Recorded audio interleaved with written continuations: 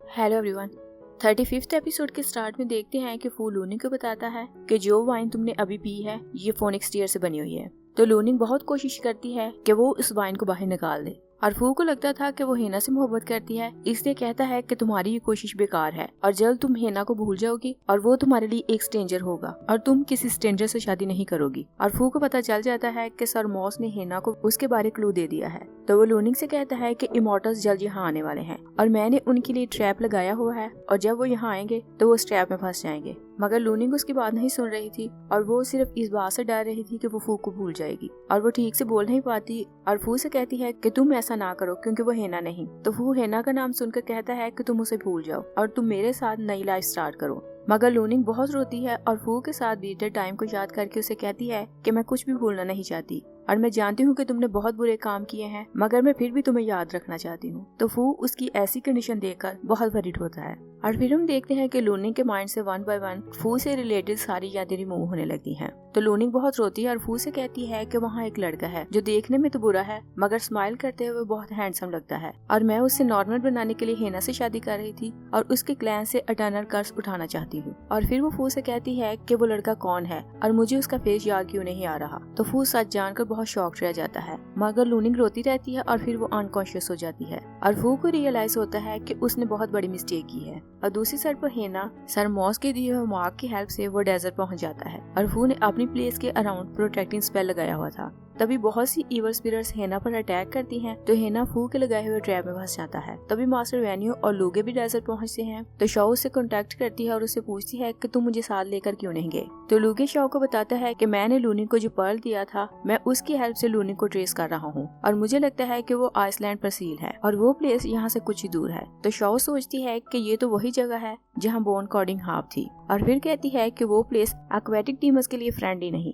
और फिर फू वहाँ क्यों गया है। और नेक्स्ट सीन में देखते हैं कि लूनिंग जब जागती है तो फू उसे देखकर बहुत खुश होता है मगर जैसे ही वो पूछती है कि तुम कौन हो तो फू को याद आता है कि अब लूनिंग उसे भूल चुकी है। तो फू उसे अपना नाम बताता है तो लूनिंग कहती है कि तुम नाइस तो हो मगर मेरे भाई जितने हैंडसम नहीं। तो फू को याद आता है कि फर्स्ट टाइम जब वो उससे मिला था तो लूनिंग ने उसे यही कहा था। तो वो सोचता है कि वो सब कुछ भूल चुकी है। तभी लूनिंग उसे कहती है कि मुझे क्लियरली याद है कि मैं हेना से शादी कर रही थी और हमारी शादी कंप्लीट होने वाली थी तो हेना वहाँ से कहीं चला गया। तो फू कहता है कि भाई को एक अर्जेंट काम आ गया था इसलिए उसने तुम्हें यहाँ मेरे साथ भेज दिया। तो लूनिंग हैरान होकर उससे पूछती है कि क्या तुम हेना के भाई हो। तो फिर कहती है कि ये बहुत स्ट्रेंज है और फू से कहती है कि क्या कोई अपनी शादी छोड़ के ऐसे जाता है। तो फू से पूछता है कि क्या वाकई तुम हेना से शादी कर्स रिमूव करने के लिए कर रही थी। तो लूनिंग कहती है कि उस एटर्नल कर्स ने बहुत से डीमंस को हर्ट किया है और फिर कहती है कि इस कर्स ने सबसे ज्यादा उस लड़के को हर्ट किया था मगर वो उसका नाम नहीं याद कर पाती। तो फू से कहता है कि वो मैं हूँ और मैंने बहुत बुरे काम किए हैं और तुम्हें मेरे इन कामों से बहुत नफरत थी।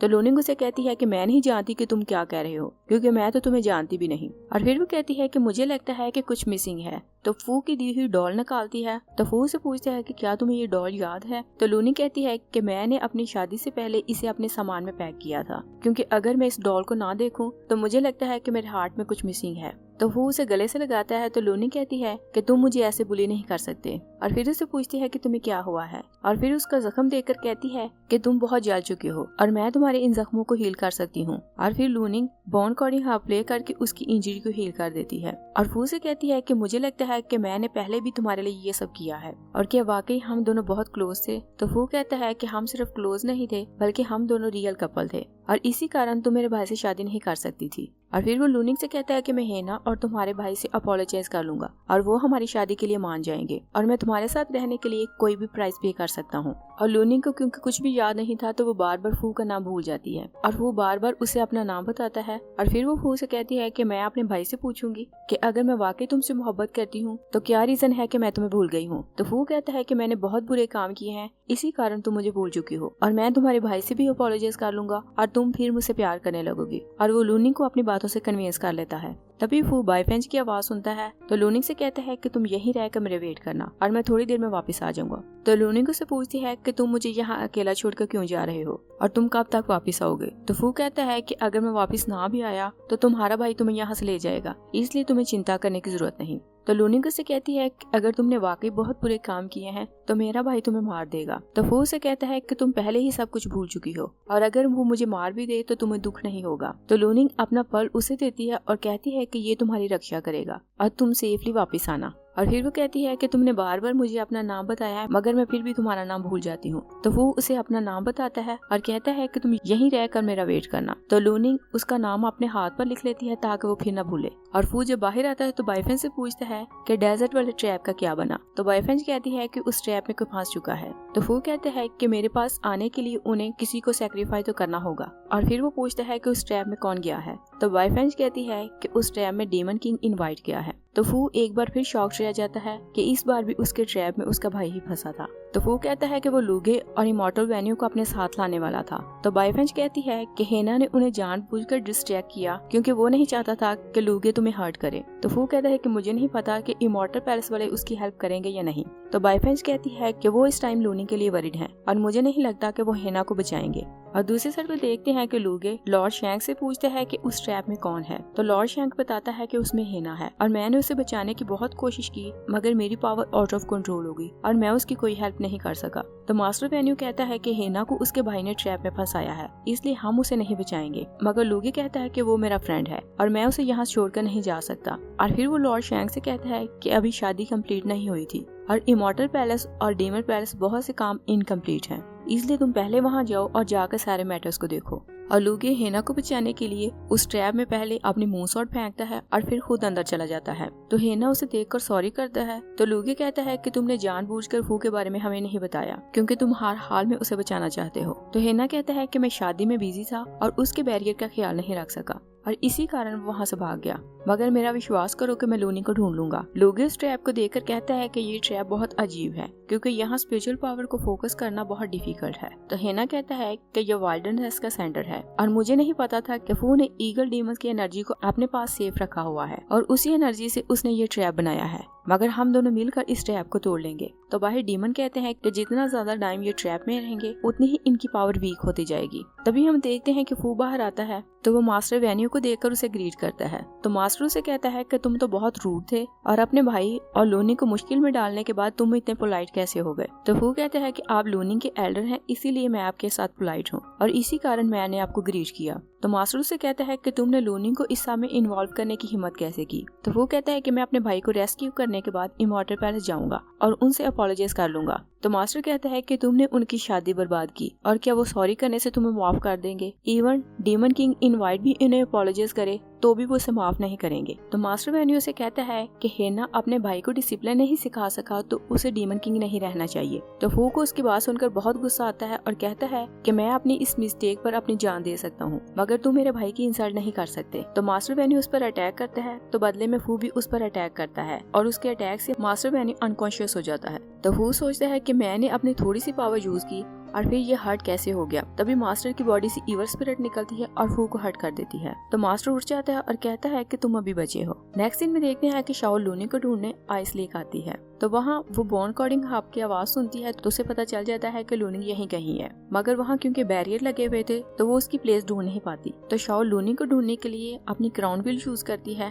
तो फ्लैशबैक में देखते हैं कि गॉड ऑफ सन ने बॉन कॉर्डिंग हब इमॉर्टल जोशो को बर्थडे गिफ्ट की थी। गॉड ऑफ सन इमॉर्टल जोशो से कहती है कि ये हब लव वुड से बनी हुई है और हर चीज की बेस क्योंकि मोहब्बत है और हम नहीं जानते कि किसी से मोहब्बत करना फॉर्चुनेट है या अनफॉर्चुनेट। तो इमॉर्टल जोशो से कहती है कि किसी से मोहब्बत करना फॉर्चुनेट होता है और अगर मेरी मोहब्बत का एंड अच्छा ना भी हो तो भी मुझे इसका रिग्रेट नहीं होगा। और गॉड ऑफ सन और इमॉर्टल जोशो का क्योंकि पास में रिलेशन था तो क्राउन व्हील जो गॉड ऑफ सन का वेपन है वो बॉन कॉर्डिंग हब को ढूंढ लेता है। और तभी हम देखते हैं कि वहाँ लगे स्पेल्स टूट जाते हैं तो लूनिंग बाहर आती है। तो शाओ फौरन लूनिंग को देखकर कहती है कि तुम इमॉर्टल जोशो हो। तो लूनिंग उसे बताती है कि मैं इमॉर्टल जोशो नहीं बल्कि लूनिंग हूँ। तो शाओ से कहती है कि इसका मतलब ये है कि मैं भी गॉड ऑफ सन नहीं और मैंने अभी अभी बॉन कॉर्डिंग हब और क्राउन व्हील का पास देखा था। और फिर लूनिंग शाओ को बताती है किसी ने मेरे लिए ये रूम डिकोर किया है और फिर वो उसे बताती है कि मुझे उसका फेस याद नहीं और ना ही मुझे उसका नाम याद है। तो शाओ बहुत हैरान होती है कि उसे फू याद क्यों नहीं